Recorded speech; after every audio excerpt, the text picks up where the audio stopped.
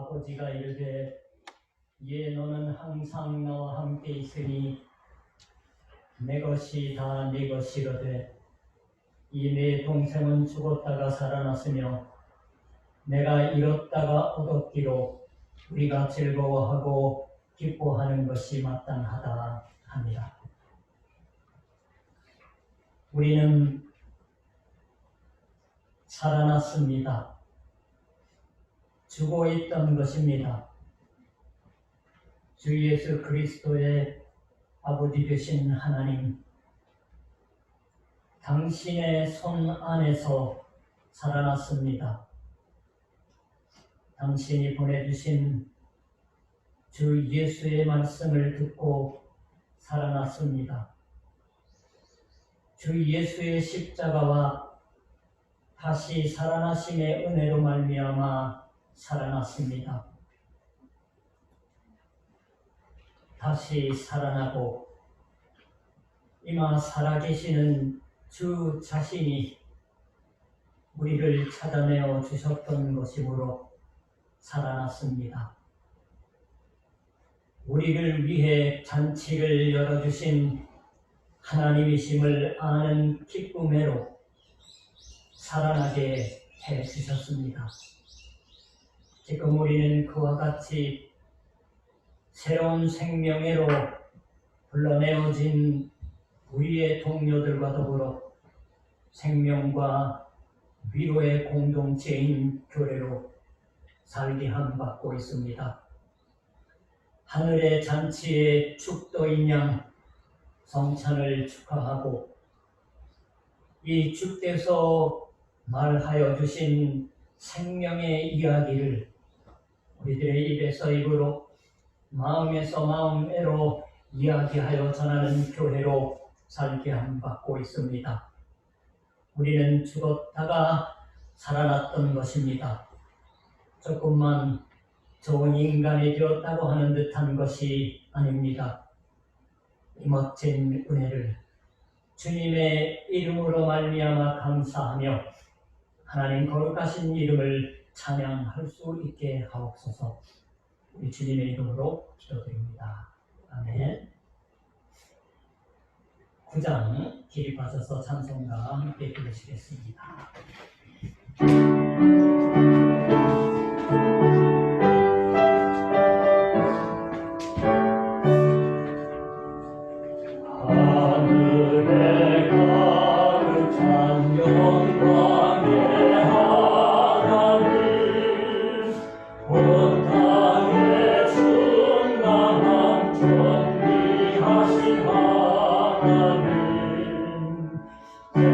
생명과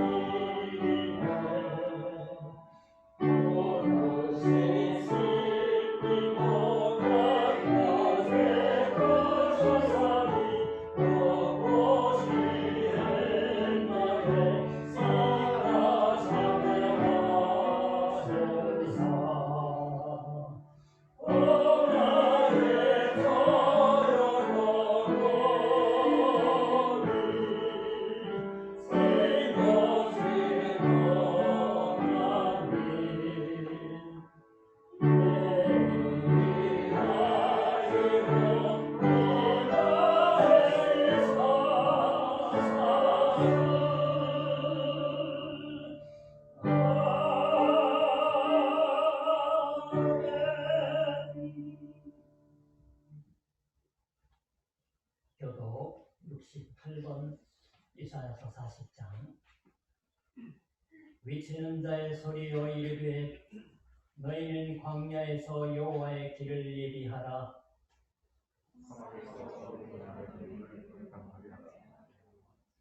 골짜기마다 두두워지며 산마다 언덕마다 나다리며 거르지 아니한 곳이 평탄하게 되며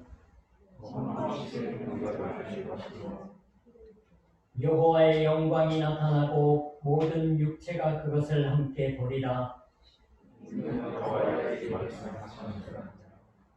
말하는 자의 소리여 이르되 외치라. 대답하되 내가 무엇이라 외치리이까 하니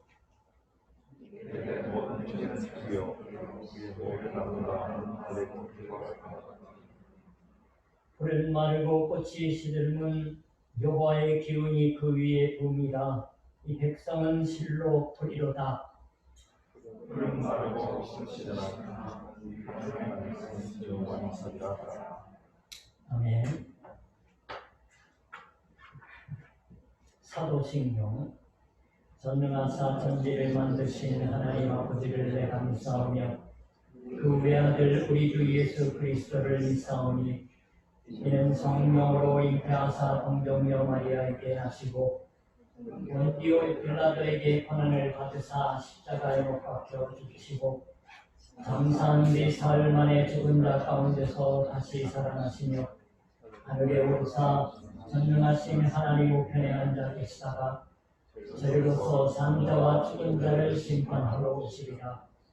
성령을 믿사오며 거룩한 공예와 성도가 서로 교통하는 것과 죄를 사하여 주시는 것과 몸이 다시 사는 것과 영원히 사는 것을 믿사옵나이다.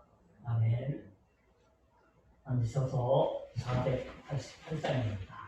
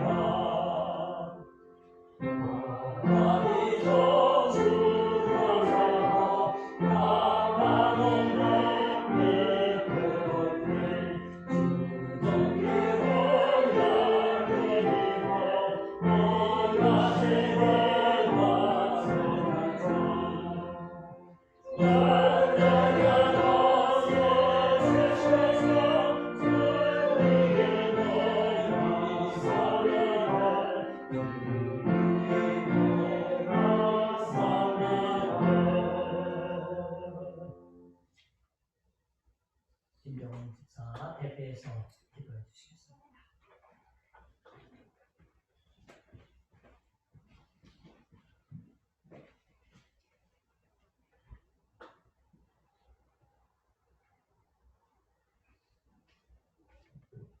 기도드리겠습니다. 사랑하신 하나님, 하나님의 은혜로 오늘도 예배드리게 해주심을 감사드립니다. 현재 신종 코로나 바이러스로 인하여 많은 것들이 저희들의 삶이 바뀌어지고 있습니다. 이러한 변화 속에서 우리들 흔들리지 않고 주님의 반석에 올려주시고 눈과 귀를 밝혀 그릇된 판단을 하지 않도록 인도하여 주시옵소서. 믿는 자에게 복을 주심을 내가 믿사오며 우리를 지키심을 믿습니다. 저희들이 주님이 베풀어 주시는 은혜와 사랑에 항상 감사하게 하시고 저희들 변함없이 세상에 하나님을 전하고 높이는 도구로 쓰임받게 하여 주시옵소서. 오늘 말씀 전하시는 목사님에게도 성령으로 함께하사 하나님의 역사가 나타나게 하여 주시옵소서. 이 모든 것 우리를 사랑하시는 예수 그리스도의 이름으로 기도드립니다. 아멘.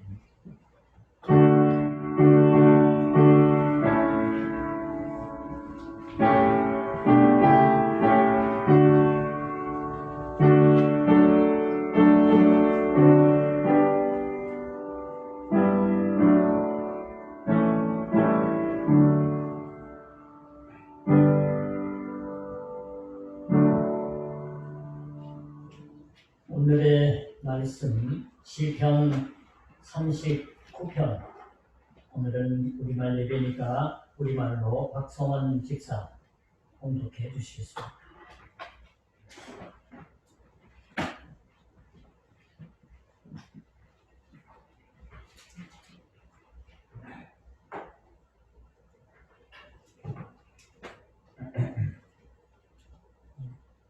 내가 말하기를 나의 행위를 조심하여 내 혀로 범죄치 아니하리니 악인이 내 앞에 있을 때에 내가 내 입에 자갈을 먹으리라 하였도다.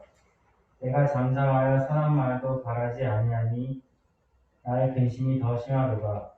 내 마음이 내 속에서 뜨거워서 묵상할 때에 화가 바라니 나의 혀로 말하기를 여호와여 나의 종말과 연한의 어떠함을 알게 하사 나로 나의 연약함을 알게 하소서. 주께서 나의 날을 손넓이만큼 되게 하심에 나의 일생이 주의 앞에는 없는 것 같사오니 사람마다 그 든든히 선 때에도 진실로 허사뿐이니라. 진실로 각 사람은 그림자같이 다니고 헛된 일에 분유하며 재물을 쌓으나 누가 취할지는 알지 못하나이다. 주여 내가 무엇을 바라리요? 나의 소망은 주께 있나이다. 나를 모든 죄가에서 건지시며 우매한 자에게 욕을 보지 않게 하소서. 내가 잠잠하고 입을 열지 아니하오면 주께서 이를 행하신 영본이이다. 주의 징책을 나에게서 옮기소서. 주의 손의 치심으로 내가 쇠망하였나이다. 주께서 죄악을 견책하사 사람을 징계하실 때에 그 영화를 조목은 같이 소멸하게 하시니 참으로 각 사람은 허사뿐이다. 여호와여 나의 기도를 들으시며 나의 부르짖음에 귀를 기울이소서. 내가 눈물 흘릴 때에 잠잠하지 마옵소서. 그래서 나는 주께 객이 되고 거류자가 되느니 나의 모든 열조 같으니이다. 주는 나를 용서하사 내가 떠나 없어지기 전에 나의 건강을 회복시키소서. 아멘.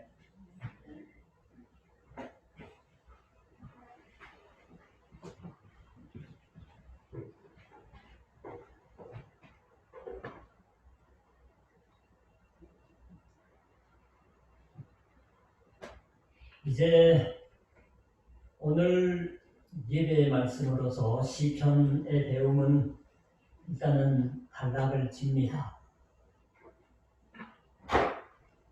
오늘 아침 이제 두 번 다시 못 볼 사람은 아니지만 내일 엄마 곁으로 돌아가게 된 박성원 집사가 읽어주신 시편 39편은 150편이나 있는 시편 중에서도 독특한 시편이다 라고 말듣고 있습니다. 왜냐하면 이 39편은 이른바 개인의 탄식의 노래라는 유형에 속하는 시이지만 그 탄식의 노래 중에서도 가장 어두운 시편이다라고 말해지고 있기 때문입니다. 그런데 실로 불가사의하게도 이 제일 어둡다고 말해지고 있는 탄식의 시편 속에 다이아몬드처럼 반짝하고 빛나는 한 성구가 있습니다. 배경은 암흑입니다. 그 어두운 밤 속에 별이 하나 빛나는 것처럼 멋진 희망에 불타는 성구가 하나 빛나고 있습니다. 만일 인생에 진짜 희망이 있다고 하면 이것 이외에는 없습니다. 구약 성경 중에서도 대표적인 희망의 신앙 고백이라고 말 듣고 있는 것입니다. 1절부터 3절까지에는 시인의 자서전 같은 것이 쓰여 있습니다. 이 사람은 아무래도 중병에 걸려 있던 사람 같습니다. 그리고 그 병도 대단히 중한 것입니다. 그는 자신의 죽음의 때가 닥치고 있는 것을 각오하고 있는 듯 합니다. 4절 세번역으로 제가 읽어볼게요. 주님 알려주십시오. 내 인생의 끝이 언제입니까? 내가 얼마나 더 살 수 있습니까? 나의 일생이 얼마나 덧없이 지나가는 것인지를 말씀해 주십시오. 그런데 이 시인의 고민은 단순한 육체의 괴로움만이 아닌 것입니다. 오히려 정신적인 마음의 아픔이고 고민입니다. 1절과 2절을 보면은 그는 침묵하고 있습니다. 꼼짝 않고 잠자코 있습니다. 왜 이 믿음의 선배는 침묵하고 있던 것일까요? 당시 사람들은 병은 그 사람이 뭔가 죄를 범했기 때문에 하나님으로부터 받는 징계다라고 생각하고 있었습니다. 그러므로 병자를 문병하러 온 사람이 그를 살리기 위해서는 내 지은 죄를 회개하라 하고 추궁하는 일조차 있을 수 있는 것입니다. 제 고등학교 때 동창 중에 얼굴과 팔에 화상을 입은 친구가 있었어요. 이 친구가 입버릇처럼 동기들은 다 기억합니다. 한번 인천에서 큰 화재가 났어요. 정미소 같은 데서. 근데 걔가 구경하러 갔다가 그 불이 튀어서 화상을 입고 교회 다녔어요. 근데 목사님이 신방 오자마자 그 얘기를 하시대. 뭐하러 거기 가서 교회 빠지고. 그래서 자기는 2번 다시 그때부터 교회 안 나갔다고. 제가 교회 나가는 걸 알면서도 그 얘기를 하더라고요. 요즘은 그가 어땠는지 모릅니다.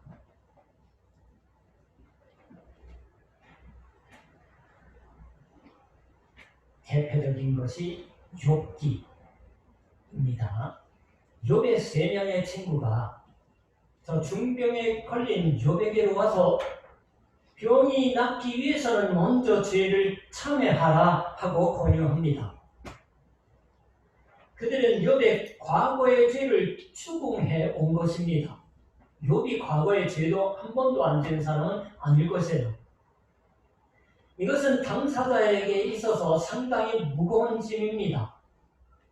과거의 죄를 캐내어질 정도라면 침묵하겠다. 이게 하나의 이유겠죠.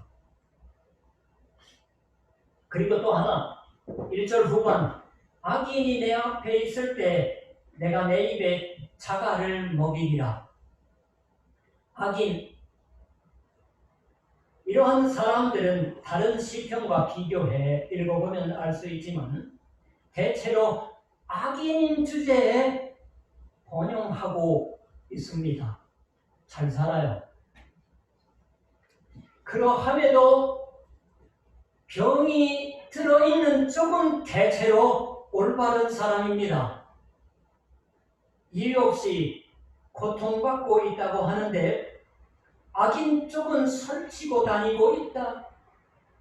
많이 눈에 띈다고 하는 셈이겠지요. 그러한 악인을 보면 부러워지고 시샘하는 마음이 일어나 분노가 치밀어 올라오는 것입니다. 시편 73편을 보시면 악인의 번영하는 모양을 보았기 때문에 경건한 사람이 걸려 넘어진 모습을 기록해 보여줍니다. 나는 거의 넘어질 뻔하였고 나의 걸음이 미끄러질 뻔하였으니 이는 내가 악인의 형통함을 보고 오만한 자를 질투하였음이로다. 그들은 죽을 때에도 고통이 없고 그 힘이 강건하며 사람들이 당하는 고난이 그들에게는 없고 사람들이 당하는 재앙도 그들에게는 없나니. 일본어 성경은 사람들이 겪는 병도 그들에게는 가까이 다가가지 않는다라고 번역하고 있습니다. 이 시인은 그만 39편의 시인은 악인의 겉모양의 번영을 보고서 자신은 걸려 넘어지지 않기 위해서 잠자코 있겠다라고 말하는 것입니다. 이 시편 39편의 시인의 경우는 자기는 그러한 짓은 하지 않겠다라고 악인을 앞에 두고서 내가 말을 하면 틀림없이 이 73편을 읽은 것처럼 똑같은 말을 할 것이다라고 부질없는 것을 말하리라. 어쩌면 하나님을 저주하는 듯한 것을 말할지도 모른다. 자신은 어째서 이와 같은 괴로움을 만나고 악인이 번영하는 상태로 두시는 것인지 라든가 저주라든지 푸념이라든지 그러한 것을 말할지도 모른다. 그래서 자제한다라고. 이 시인은 어느 면에서는 상당히 진실한 사람입니다. 또한 자립심이 있는 사람입니다.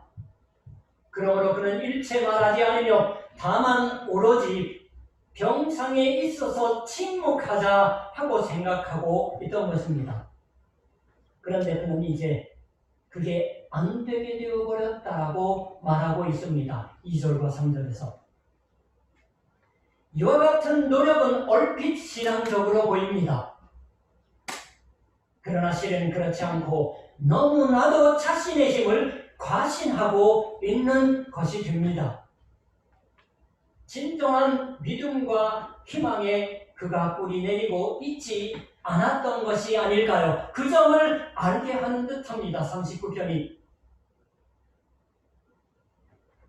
그러므로 진정한 믿음과 희망의 뿌리를 깊이 내리지 못했기 때문에 이제 참을 수 없게 되어버렸다라고 고백을 합니다. 내가 잠잠하여 선한 말도 하지 아니하니 나의 근심이 더 심하도다. 내 마음이 내 속에서 뜨거워서 작은 소리로 읊조릴 때에 불이 붙으니 나의 혀로 말하기를 드디어 억압되었던 생각이 폭발하여 쌓이고 또 쌓였던 스트레스가 왈칵 분출해 왔던 것입니다. 야말로 실로 우리 인간의 진상을 말해주고 있는 것이 아닐까요? 제법 오래전의 이야기이지만 제가 신학생이었을 때 얘기입니다. 몰트만이라는 당시의 독일의 튜빙겐 대학, 유명한 신학대학입니다. 신학자가 희망의 신학이라는 책을 썼습니다. 한국에서도 일본에서도 대단히 많이 읽혔어요. 출세작이 되었습니다. 젊은 시절에 쓴 책입니다. 온 세상, 온 세계에서 읽혀졌을 정도예요. 이 사람이 한 말 중에 가장 유명한 말이 십자가에 달리신 하나님이에요. 그는 희망의 신학 중에서 어떤 사람의 말을 인용하여 다른 희망이 상실되어 버려진 곳에서는 인간은 불손하게 되든가, 겸손의 반대말입니다. 오만이라고 할 수 있겠죠. 절망하든가 그 어느 쪽인가로 빠져든다라고 말하고 있습니다. 진정한 희망이 없는 사람은 성공을 선점해버려 상당한 불선으로 빠져들든지, 그렇지 않으면 이번에는 거꾸로 실패를 선점해버린다. 자기는 뭘 해도 소용없다. 그런 식으로 침을 해져버린다라고 말합니다. 우쭐에 할지 침울에 할지 그 어느 쪽이냐라고 진정한 희망을 상실해버렸을 경우에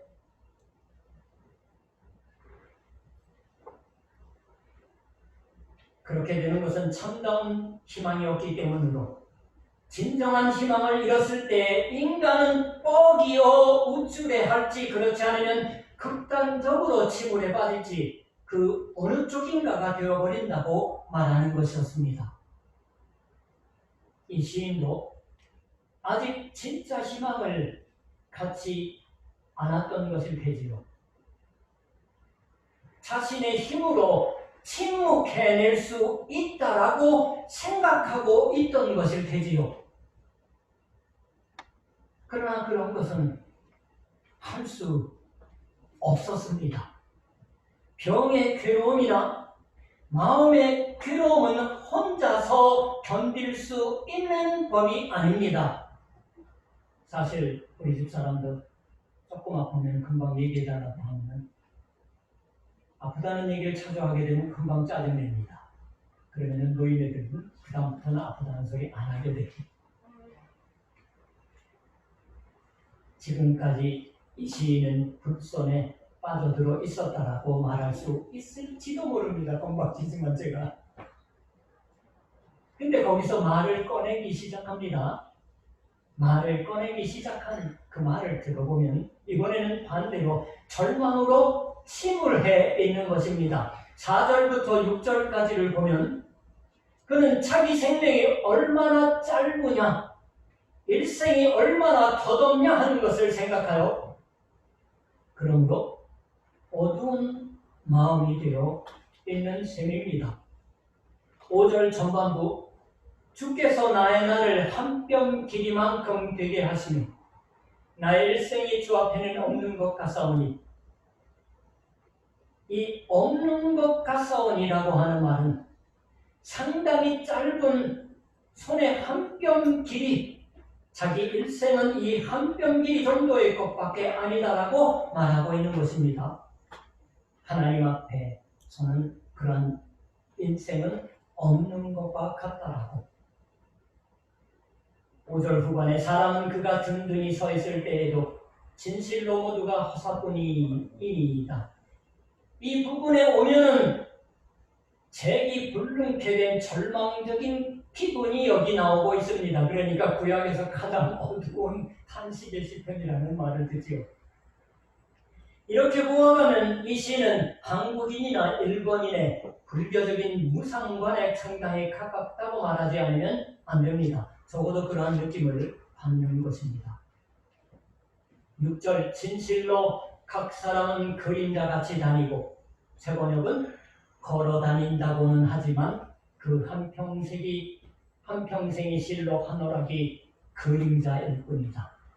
아무리 악착같이 일해도 인생은 그냥 허무한 것으로 모처럼 쌓아올린 재산이라도 남의 손에 넘어가 버리는 그와 같은 것을 말하고 있습니다. 그러면 이러한 말은 한국인과 일본인의 무상관과 완전히 같은 것일까요? 이른바 종요 무조, 우리말로 불교용어는 모르겠습니다. 일본은 이렇게 얘기해요. 이 세상의 모든 것이 덧없다라고 하는 의미라고 해요. 불교적인 덧없음을 이 믿음의 선배가 말하고 있는 것일까요? 말터 뷰티라는 분이, 이분은 미레르츠하고 바젤의 교회를 거쳐서 베르네 뮌스타에서 23년간 목회하시고 일본어로도 많이 번역이 된 트루나이젠의 책이 있는데 그 사람과 함께 바젤 설교집의 편집에 관련하셨던 분입니다. 이 말터 리치라고 하는 분이 말하기를 이것은 이른바 그냥 무상관이 아니다라고, 사람은 반드시 항상 이러한 무상한 마음을 가지고서 살고 있는 것이 아니다. 모두가 모두 이런 덧없는 마음을 갖는다고는 할 수 없다라고 말합니다. 여기서는 5절에 나오는 주 앞에는 이라는 말이 상당히 중요합니다. 이 말이 없으면 절망밖에 없어요. 주 앞에는, 이 시인은 하나님 앞에서 하나님과 자신을 비교하고 있습니다.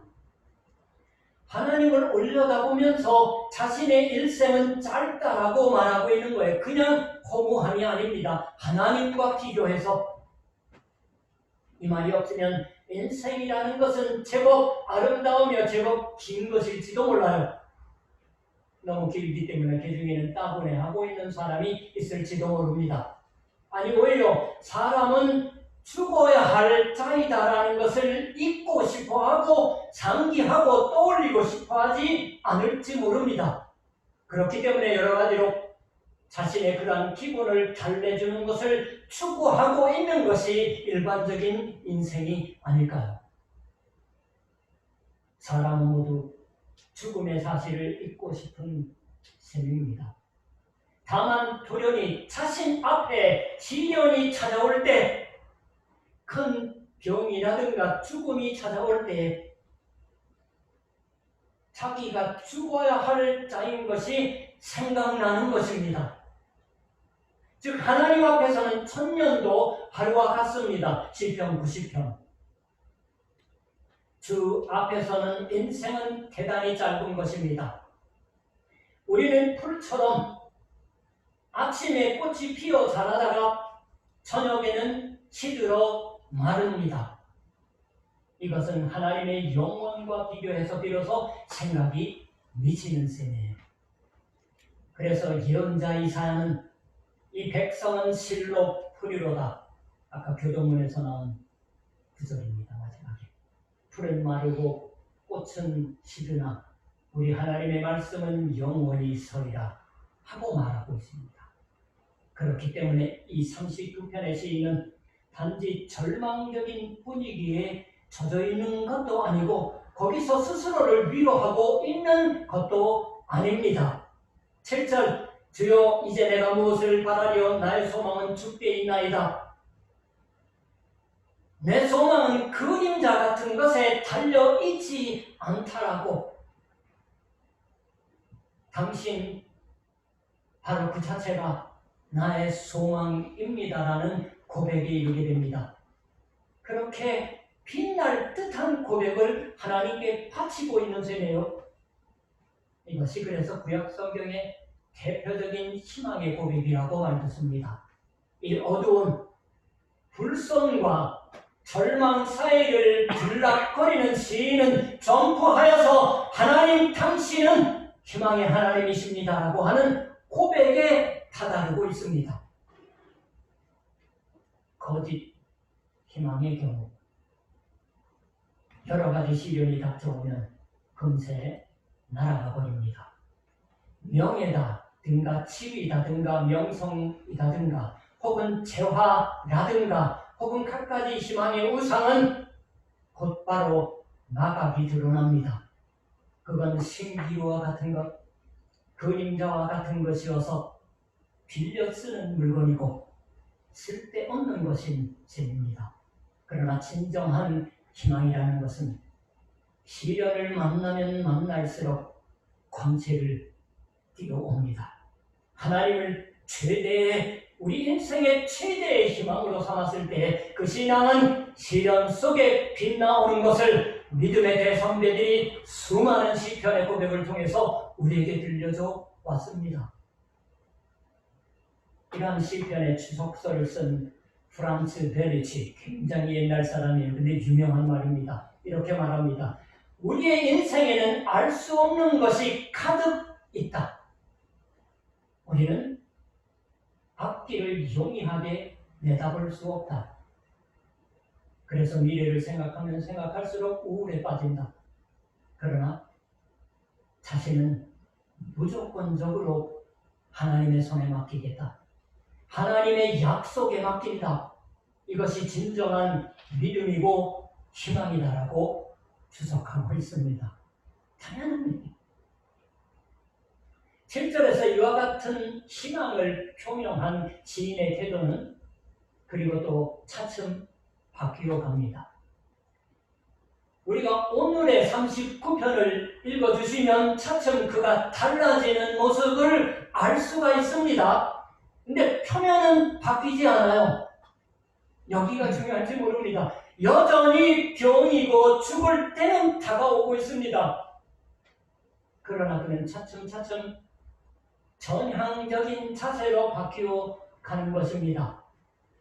똑같은 말을 반복해서 하고 있는 듯 하지만 그 의미가 달라지는 것입니다. 9절, 내가 잠잠하고 입을 열지 아니함은 주께서 이를 행하신 까닭이니이다라고. 앞에는 이 말이 없었습니다. 여전히 그는 잠잠하고 입을 열지 않겠다라고 말하고 있는 것이지만 그건 하나님께 모든 것을 맡긴 결과다라고. 그러므로 그는 이제 이러쿵저러쿵 악인의 번영을 말하지 않습니다. 하나님이 행하신 까닭이니까 빠지지 않겠다라고. 그리고 오늘의 시편의 마지막 부분에서 이 세상에 나도 내려서 걸어가는 자신에게 하나님 진짜 기쁨을 부여해 주옵소서라고 기도하고 있습니다. 12절 세 번역으로 읽어드릴게요. 주님, 내 기도를 들어주십시오. 내 부르짖음에 귀를 기울여 주십시오. 내 눈물을 보시고 잠잠히 계시지 말아 주십시오.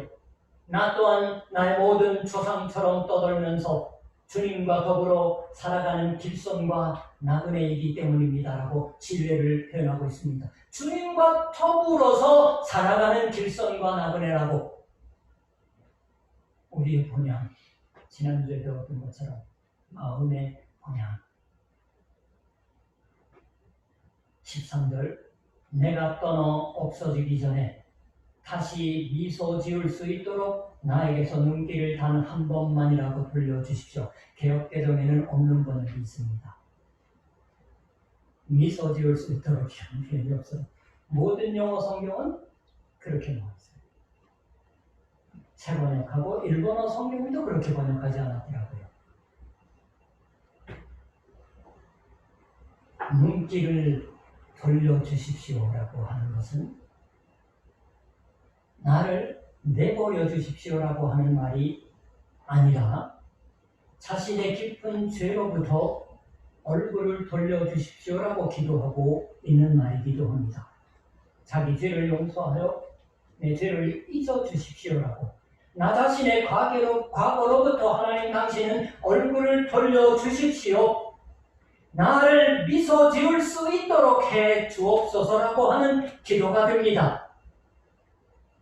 이 세 번역의 미소라고 하는 말은 영어 성경에서 enjoy 또는 smile이라고 번역되는 말입니다. 저 불손이라든가 절망과는 전혀 다른 명랑함, 마음속으로부터 웃고 싶어지는 듯한 명랑함을 말하는 단어가 바로 그거예요. 나를 미소 지을 수 있도록 해 주십시오라고 하는 말. 진정한 희망은 우리에게 불선도 절망도 아니라 이와 같은 밝은 명랑함을 주는 것입니다.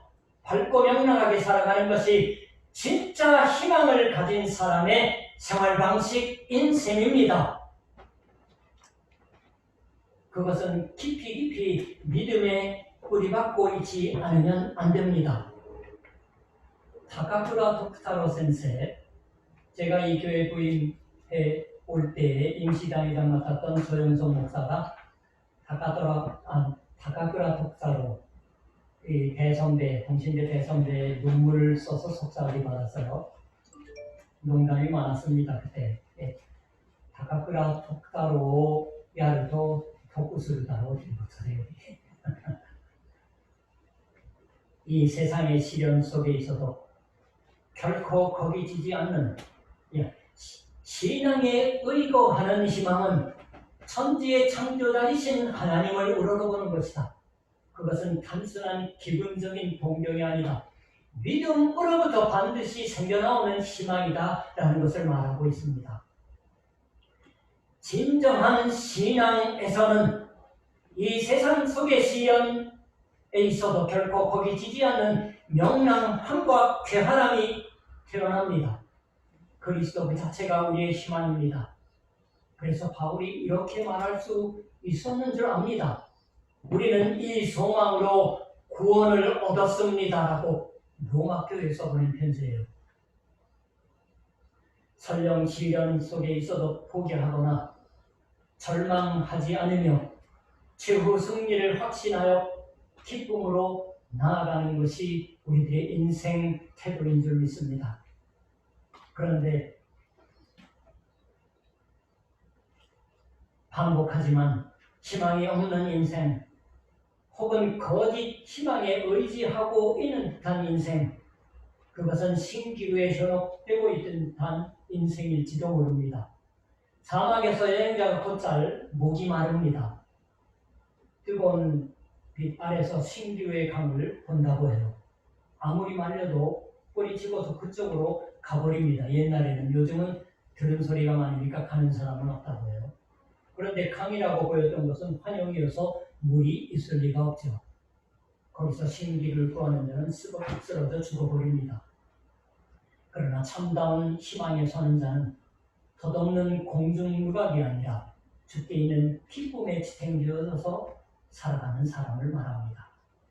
내가 떠나 없어지기 전에 다시 미소 지을 수 있도록 나에게서 눈길을 단 한 번만이라도 돌려주십시오. 나를 미소 지을 수 있도록 해 주십시오. 이것과 내 한 가지 것을 골고다 언덕 위에서 십자가에 달려진 범죄인의 한 사람이 옆에 십자가상에 예수 그리스도를 향해서 말했습니다. 여러분은 어떻게 느끼셨습니까? 나를 미소 지을 수 있도록 해 주십시오와 같은 뉘앙스라고 제가 말씀드렸어요. 예수여, 당신의 나라에 임하실 때의 나를 기억하소서.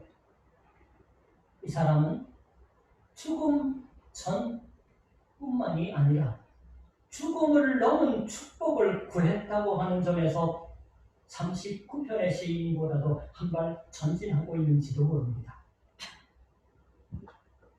내가 진실로 내게 이르노니 아멘 하는 말의 영어는 오늘 내가 나와 함께 낙원에 있으리라. 살 때도 죽을 때도 우리의 유일한 위로와 희망은 그리스도 바로 그분입니다. 죽음의 침상에 있는 자에게도 힘차게 주님의 말씀이 울려 퍼집니다. 포레, 가브리엘 어벤 포레라는 사람이 작곡한 레퀴엠, 여러분들은 베토벤이나 모차르트의 레퀴엠 많이 아시겠지만 그리스도인들 사이에서는 이게 더 제일 유명합니다. 특히 그 중에 제3악장인 상투스, 거룩하시도다라는 합장이 유명합니다. 구약성경 이사야서 6장 3절에 나오는 스랍들이 이 노래를 부르며 화답하는 말을 들었으면 기도합니다. 여러분 홈페이지 보시면 3악장을 URL 클릭하시면 3악장부터 들을 수가 있어요. 거룩하다 거룩하다 거룩하다 주 만군의 하나님은 가득하고 있습니다. 하늘과 땅이 당신의 영광으로. 호산나 높은 곳에서, 이 호산나 높은 곳에서가 서너 번 반복이 돼요. 마지막에 합창인데, 포레는 이 곡을 자기 어머니가 돌아가신 직후에 작곡했다고 합니다. 이것은 죽음의 엄숙함을 노래한다고 하기보다는 상당히 감미로운 멜로디예요. 그래서 들어보시라는 거예요. 그런 이 곡에 관하여 자기 친구에게 이렇게 말했다고 합니다. 나의 레퀴엠은 죽음의 위경심을 나타내고 있지 않다고 말들었던 적이 있습니다. 죽음의 차장가다라고 말한 사람도 있습니다. 그렇지만 나는 죽음을 그런 식으로 느끼고 있는 것입니다 라고 차장가처럼 즉 괴로운 변천이기보다도 행복한 해방이고 그 저편에 있는 행복의 동경과 같은 것으로서 느끼고 있는 것입니다.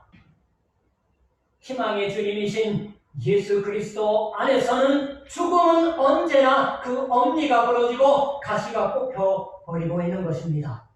마지막으로 저는 베드로서 1장 21절을 읽고 마치고 싶습니다. 너희는 그를 죽은 자 가운데서 살리시고 영광을 주신 하나님을 그리스도로 말미암아 믿는 자니 너희 믿음과 소망이 하나님께 있게 하셨느니라. 너희는 그를 죽은 자 가운데서 살리시고 영광을 주신 하나님을 그리스도로 말미암아 믿는 자니 너희 믿음과 소망이 하나님께 있게 하셨느니라. 이 하나님께 있는 희망으로부터 우리의 날마다의 일하는 것이나 경영하는 것이 밝은 빛을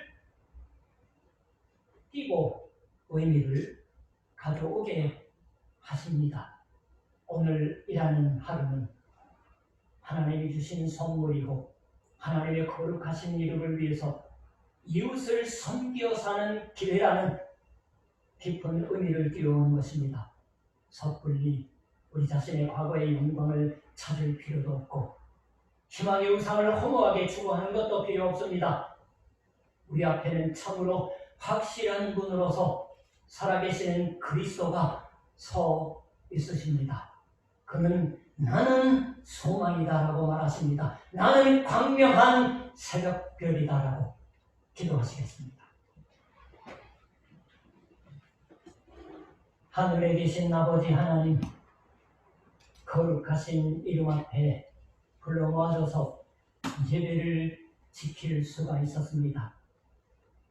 예수 그리스도께서는 죽음에 이기시고 승리를 이루셨습니다. 지금 살아서 이 자리에도 서 계시며 우리의 믿음과 사랑과 소망을 부활시켜 주십니다. 아무쪼록 우리가 이 세상의 갖가지 거짓 소망에 휘둘려지는 일이 없이 확실한 걸음을 주 안에서 이루어 갈 수 있게 하여 주시옵소서. 시련 속에 있어도 높은 소망으로 살 수 있게 하여 주시는 줄 믿습니다. 이 스쿠바 동경교회에 연결되는 모든 이들의 각가지 인생의 좌절과 곤란에 있을지라도 아무쪼록 그 시련을 뛰어넘어서 하나님이 허락하시는 소망에 도달할 수만 있게 하여 주시옵소서. 위로부터의 하나님의 거룩하신 인도하심을 기도드리며 우리 주 예수 그리스도의 이름으로 하나님 앞에 바쳐드립니다. 아멘. 482장 함께 찬송하시겠습니다.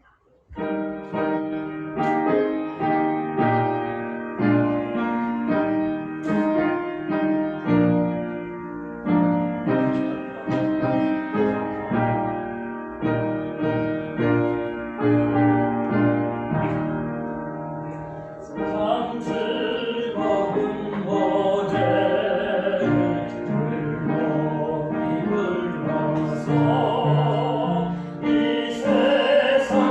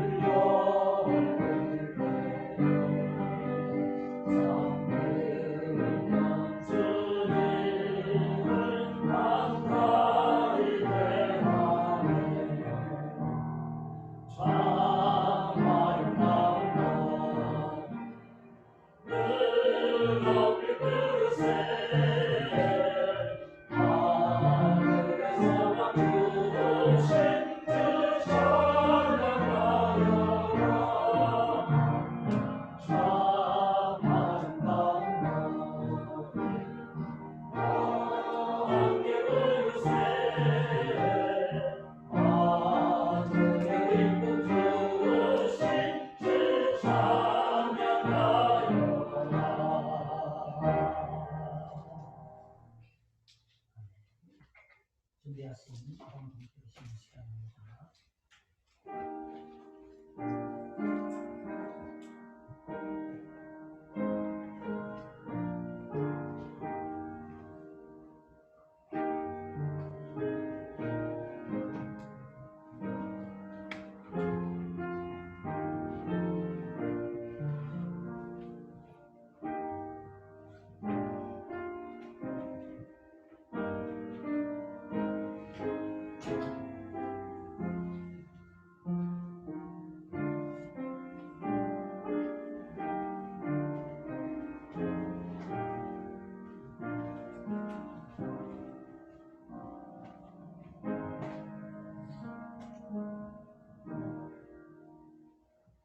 기도 함께 드리십니다.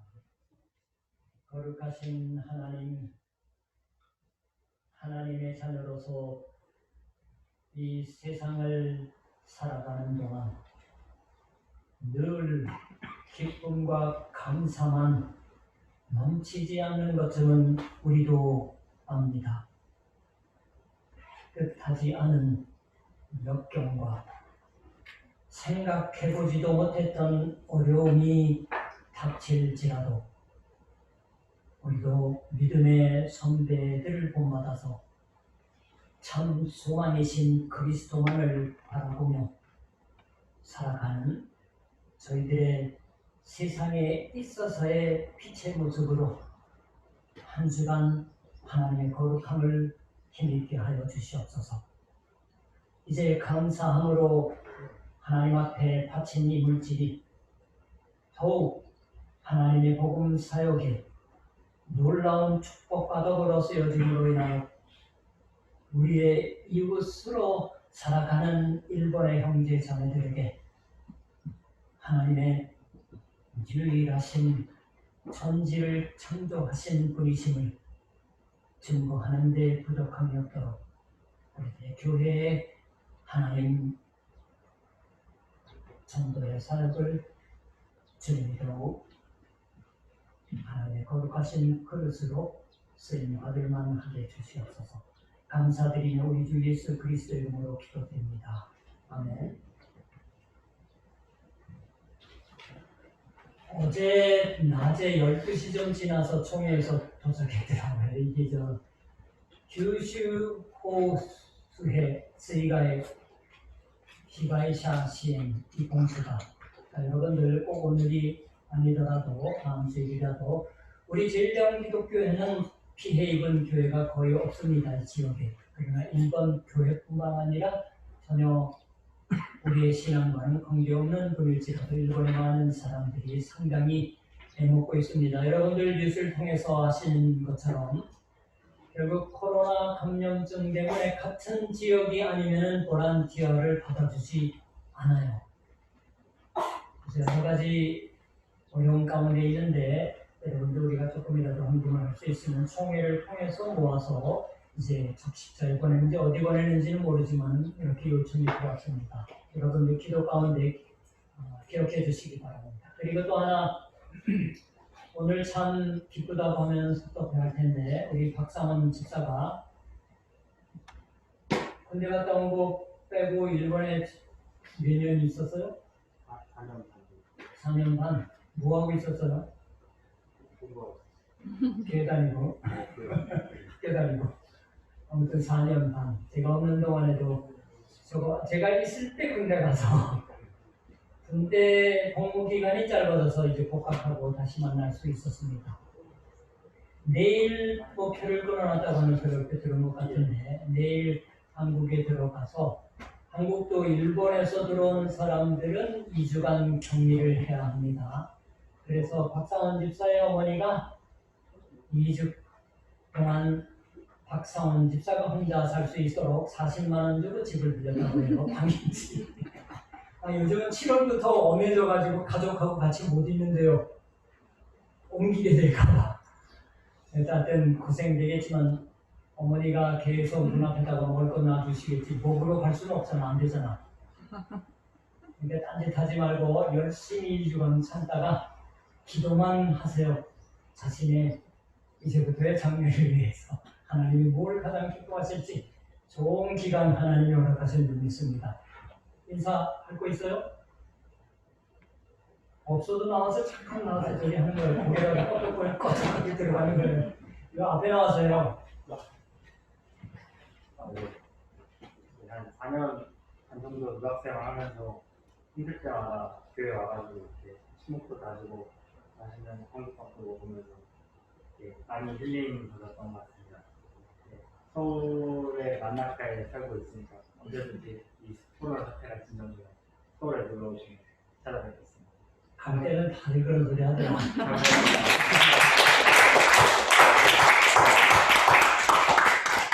코로나가 끝나면 여러분들 박상원 집사 시험해 보시기 바랍니다. 한 말 똑같이 하는지. 주 안에서 앞으로의 인생이 정말 주 안에서 하나님이 원하시는 길로 만매진할 수 있게 되기를 기도할 때마다 기억하겠습니다. 감사합니다.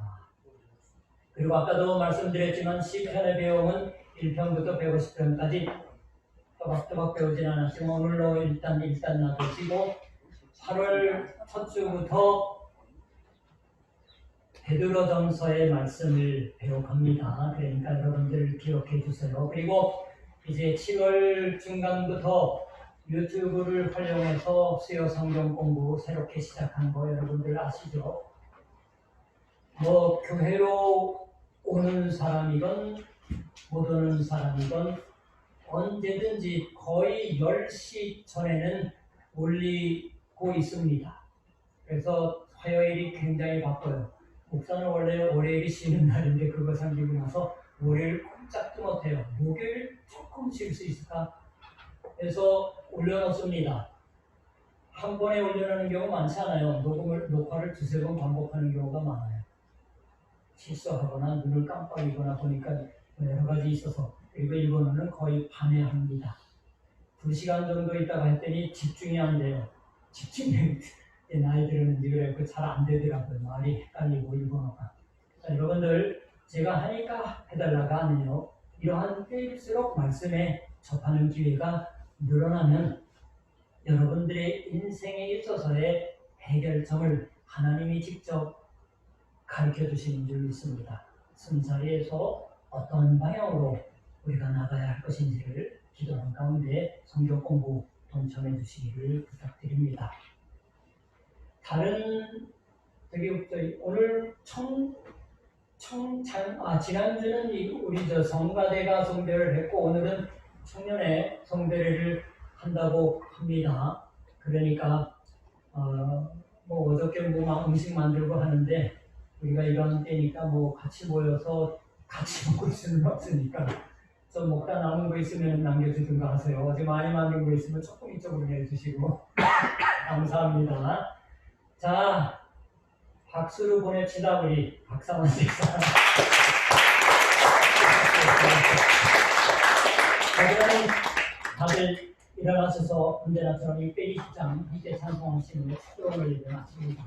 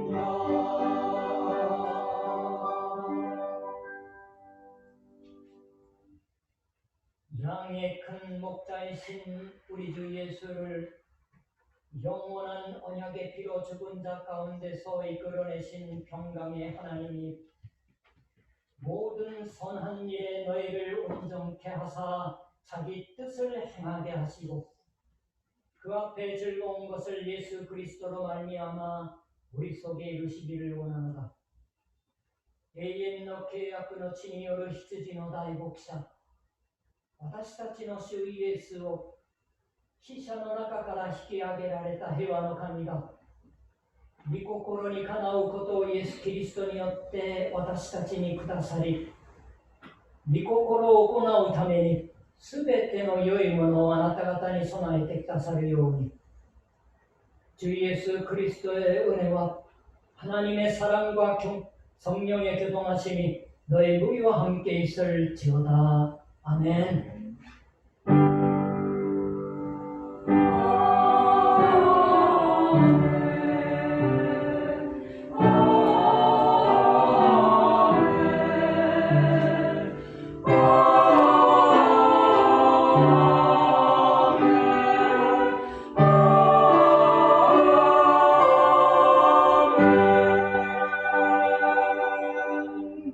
마지막으로 박사원 집사가 아멘.